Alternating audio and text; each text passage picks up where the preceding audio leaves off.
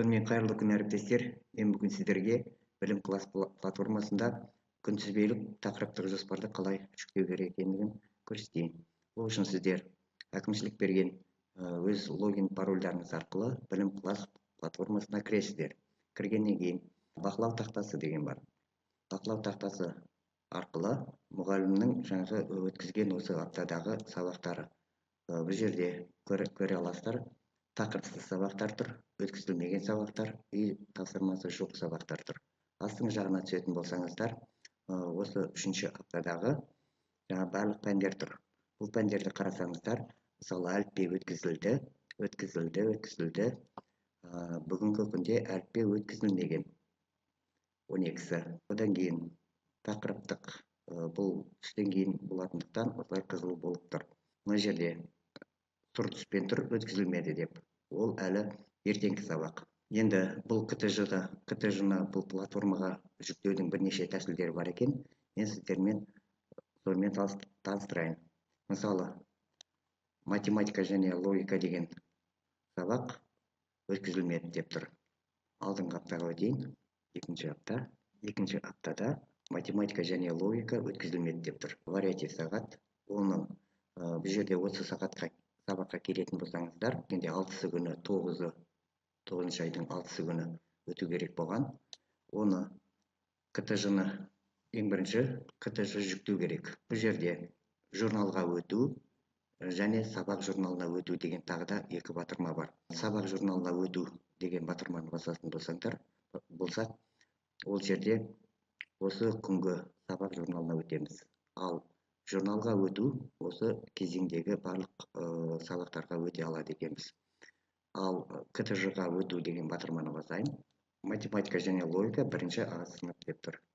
Бұл жерде тақырыптық күнтізбелік жоспарды жүктеудің бірнеше тәсілдері бар деп жоғарыда айтып кеттім. Соның бірінші тәсілі мынадай. 6-сы күнгі тақырыпқа өтеміз. Математика және логика жаңағы күнтізбелік тақырыптық жоспарымызды ашамыз. Бірінші заттардың қасиеттері деп тұр. Осы тақырыпты көшіріп аламыз. Бұл жерде белгілейміз, копировать. И білім класс платформасы өтіп, бұл жерде тақырыпты Ctrl-V вставить батырмасын басамыз. Одан кейін сабақтың түрін көрсетеміз. Сабақтың түрі қарапайым сабақ, немесе БЖБ, ТЖБ сабақтары болады. Егер де БЖБ деп таңдайтын болсаңыздар, олар БЖБ-ның балын көрсету керек болады. Ары қарай үй тапсырмасының түрі қарапайым. Келесі екінші тақырыпқа өтеміз. Тағы да жаңағы күнтізбелік тақырыптық жоспарымыздағы екінші сабақты белгілейміз. Копировать. Білім класс платформасына өтіп, екінші тақырыпты қоямыз. Оң жағын басып, вставить батырмасын басып салуға болады. Сонымен сабақтың түрін таңдаймыз. Қарапайым сабақ. Саны 1. Келесі 3-ші тақырыпқа өтеміз. 3-ші тақырыпты дәл сол жоғарыдағыдай көшіріп аламыз да, копировать, Ctrl-V пернелер комбинациясын басуға болады. Одан сабақтың түрін таңдаймыз. Қарапайым сабақ. Не бұл бірінші тәсілі болса, келесі екінші тәсілін көрсетейін. Келесі екінші тәсілі КТЖ-ны жүктеудің екінші тәсілі мынадай. Музыка КТЖ-ға өту. Осы жерде тақырыптық жоспарды қосу деген батырманы басамыз. Негізгі пән.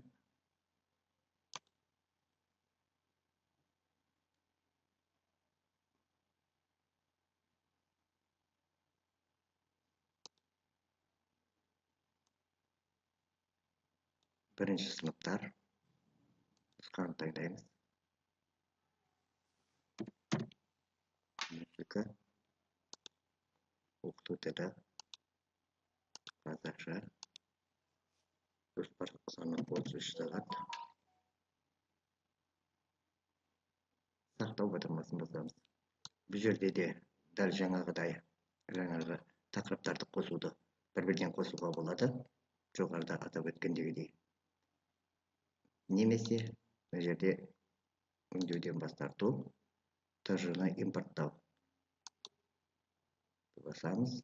мына жерде көз жеткізу керек, бізде тақырыптық жоспарлауды файл Excel форматында болу керек. Бірінші жолда бағаны атауы ретінде қолдану. Файлды таңдау дегенді басамыз. Мына жерде егер де бірінші жолда бағаны атауы жоқ болса, оны белгілеудің қажеті жоқ. Бірінші жолда бағаны атауы бар менде, сондықтан оны қолдану деген қанат белгіні қойдым. Файлды таңдау.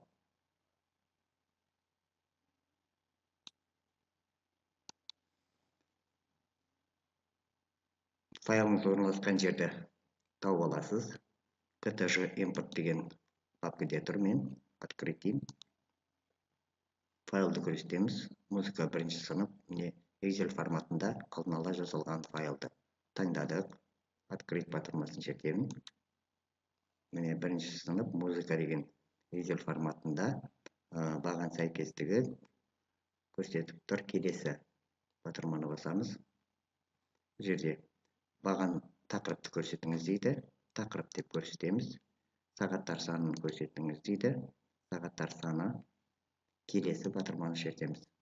Міне музыка ктж 8 сағат 1-90-ға жүктелді. Енді импорттау деген батырманы басамыз. Тақырыптық жоспар жаңартылды дейді.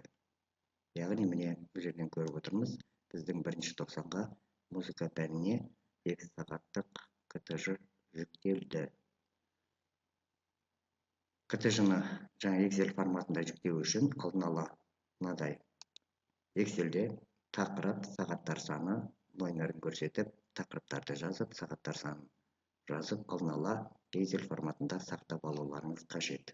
Бұл бейне файл сіздерге пайдалы болды деп ойлаймын. Лайк басып, комментарий жазуды ұмытпаңыздар.